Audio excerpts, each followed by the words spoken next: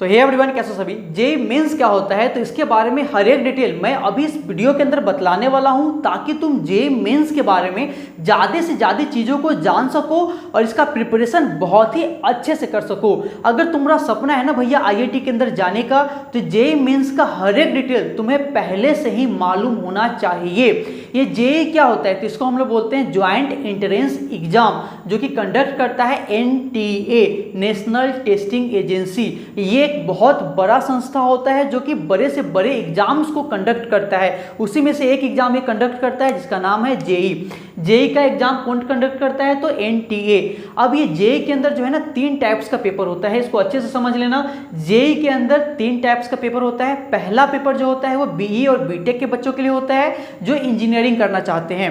दूसरा paper B arc के बच्चों के लिए होता है और तीसरा पेपर जो होता है वो बी प्लानिंग के बच्चों के लिए होता है। इस वाले वीडियो के अंदर मैं आज बतलाने वाला हूं बीटेक के पेपर्स के डिटेल्स के बारे में। जैसा कि तुम्हें पहले से ही मालूम है कि जेईई जो होता है वो 2 पार्ट में बटा होता है, मेंस और एडवांस। मेंस के बारे में आज हम लोग जान रहे हैं, एडवांस के बारे में अगली वीडियो में हम लोग जानेंगे।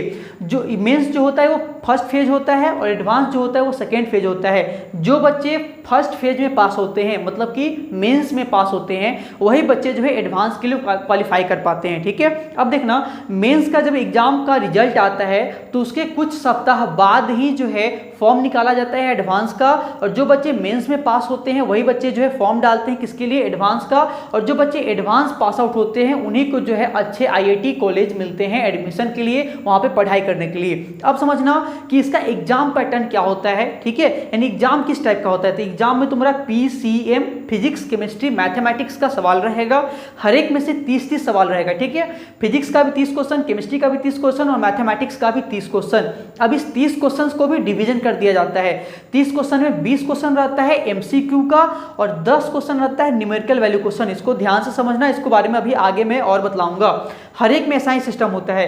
फिजिक्स में भी 20 और 30 का रेशियो होता है, केमिस्ट्री में भी 20-30 का रेशियो होता है और मैथ में भी 20-30 का रेशियो होता है कि 20 एमसीक्यू होगा और 10 न्यूमेरिकल वैल्यू क्वेश्चन होगा। अब टोटल क्वेश्चन कितना हुआ, 30-30-30, तो टोटल क्वेश्चन हो गया तुम्हारा 90। और इसमें से मात्र तुम्हें 75 क्वेश्चन ही अटेम्प्ट करना होता है, बनाना होता है। एक बात और जान लेना, ये जो 20 एमसीक्यू क्वेश्चन है ना, हर एक सेक्शन का एमसीक्यू क्वेश्चन को तो तुम्हें बनाना ही है। ठीक है, अब ये जो न्यूमेरिकल वैल्यू क्वेश्चन है ना, इस न्यूमेरिकल वैल्यू क्वेश्चन जो 10 है, इसमें से मात्र 5 ही न्यूमेरिकल वैल्यू क्वेश्चंस को अटेम्प्ट करना पड़ता है। 5 को तुम छोड़ सकते हो अपने अनुसार। ठीक है, तो हर एक में से कितना न्यूमेरिकल वैल्यू क्वेश्चन बनाना है, मात्र 5 यानी 10 में से न्यूमेरिकल वैल्यू क्वेश्चन 10 में से मात्र 5 ही तुम्हें अटेम्प्ट करना होता है।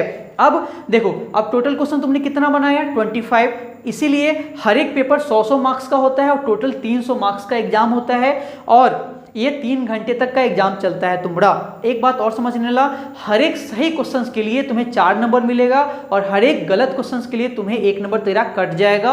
और जो क्वेश्चन तुम अटेम्प्ट नहीं करोगे, छोड़ दोगे, उसके लिए ना तो तुम्हें नंबर मिलेगा ना नंबर कटेगा।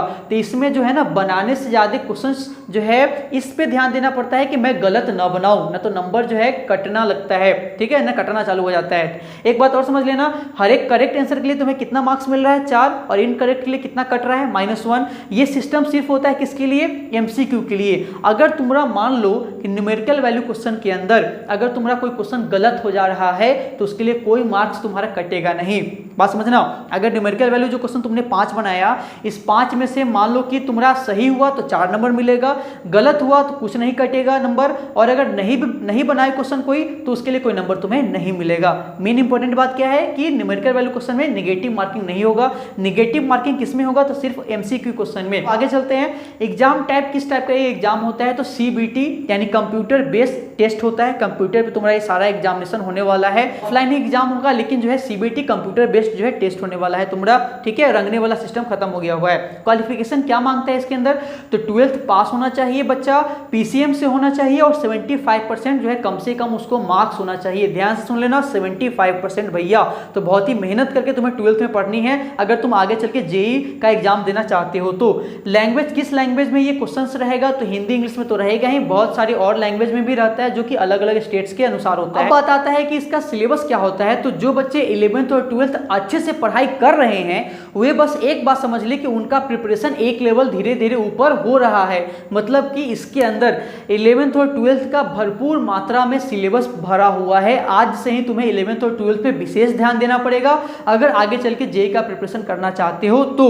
अब तुम इसके पेपर में कितने बार एग्जामिनेशन देने बैठ सकते हो, तो लगातार 3 कंसेक्यूटिव ईयर्स तुम इसमें पेपर जेईई का तुम क्या कर सकते हो, दे सकते हो, लगातार 3 साल। इसको कैसे समझोगे, मान लो कि अगर तुम 12th में हो तो इस बार ही तुम एक बार ही बैठ सकते हो पेपर के अंदर, आफ्टर 12th के बाद एक बारी और उसके बाद एक बारी, यानी लगातार 3 साल तुम इसको पेपर तुम दे सकते हो जेईई का। इसको समझ लेना। मान लो कि 2022 में अगर तुम 12th में हो तो 2022 में एक बार दे सकते हो, फिर 2023 में एक बार दे सकते हो और 2024 में एक बार दे सकते हो। मतलब कि कंसेक्यूटिव ईयर्स होना चाहिए, ये ना कि तुम आज दे दिए पेपर 2022 में तो फिर 4 साल बाद जो है तुम पेपर दोगे, नहीं, कंसेक्यूटिव ईयर्स में तुम लगातार 3 साल ही पेपर क्या कर सकते हो, दे सकते हो। अब एक बात और जान लेना, ये जो पेपर होता है ना वो एक साल में कितने टाइम्स होता है, 2 टाइम्स। ठीक है, एक साल में 2 टाइम्स पेपर लिया जाता है जेईई का। ठीक है, अब एक साल में 2 टाइम्स हुआ तो 3 साल में कितना टाइम्स हो जाएगा, 6 टाइम्स। भैया ये बहुत ही गोल्डन अपॉर्चुनिटी है आईआईटी के अंदर जाने का, उसके अंदर एडमिशन लेने का और वहां पे पढ़ाई करने का। पहले ये सिस्टम नहीं था, पहले जो है 3 टाइम्स ही जो है पेपर में बैठने का मौका दिया जाता था। अब जो है 6 टाइम्स इसको कर दिया गया है। हर एक साल इसको 2 टाइम्स करा जाता है। हर साल जो है पहला एग्जाम जनवरी में होता है और दूसरा एग्जाम जो होता है अप्रैल माह के अंदर में होता है, अप्रैल मंथ में होता है। अब इसको भी अच्छे से समझ लेना। मान लो कि जो बच्चा जनवरी वाला पेपर के अंदर बैठा है तो क्या वो अप्रैल वाला पेपर के अंदर नहीं बैठेगा क्या, उसका मन। अब इसको यहां अच्छे से समझना। मान लो कि जो बच्चा जनवरी के पेपर में बैठा और वही बच्चा अप्रैल वाला में भी बैठ गया जेईई मेंस देने, तो क्या होगा, तो इसमें जो उसको मार्क्स आया हुआ होगा 100 और इसमें जो उसको मार्क्स आया हुआ होगा 100, इस दोनों में जो बेस्ट मार्क्स होगा ना वही जो है फाइनल कंक्लूड किया जाएगा। बात समझ में आया। मतलब कि तुम्हें 2 बारी मौका दिया जाएगा भैया एक साल में, जनवरी में और अप्रैल में। इस दोनों में जो तुम्हें बेस्ट मार्क आया हुआ होगा वही लिया जाएगा, उसी से तुम्हें स्कोर निकाला जाएगा आगे के लिए। अब मान लो कि जो बच्चा सिर्फ एक ही बार एग्जाम दे पाएगा उसका क्या होगा। मान लो कि जो बच्चा सिर्फ जनवरी में ही दे पाया, अप्रैल में ना दे पाया, या जो बच्चा अप्रैल में ही दिया और जनवरी में ना दे पाया, तो उसका क्या होगा, तो उसका वही जो है अटेम्प्ट गिना जाएगा जिसमें वो एक बार एग्जाम दिया है।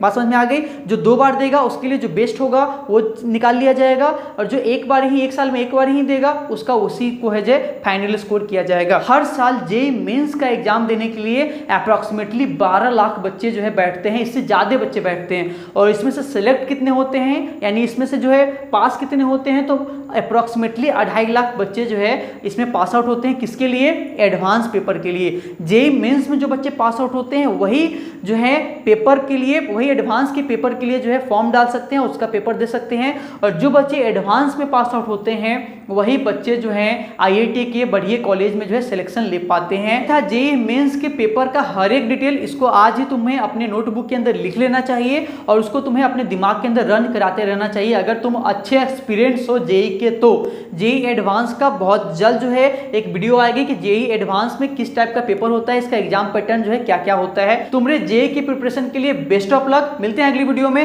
Have a good day, bye bye, take care.